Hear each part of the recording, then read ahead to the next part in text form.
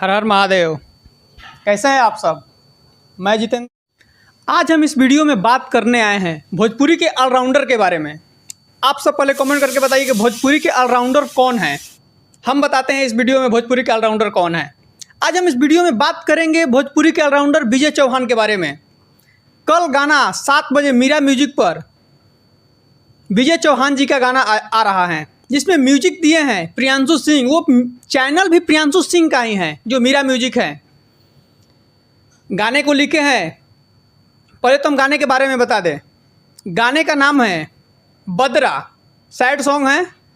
उसमें म्यूजिक दिए हैं प्रियांशु सिंह और गाना को खुद ही लिखे हैं विजय चौहान जी। इसलिए हम बोल रहे हैं कि भोजपुरी के ऑलराउंडर उन्हीं का गाना कल आ रहा है 7 बजे मीरा म्यूजिक पर।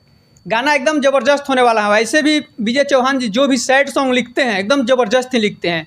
ज़्यादातर उन्होंने पवन सिंह को भी सैड सॉन्ग लिख कर दिए हैं। आप जाकर सुन भी सकते हैं, या विदाई गीत भी जैसे मतलब आता है दुर्गा पूजा में लास्ट पवन सिंह के गाने का इंतज़ार रहता है सभी लोगों को।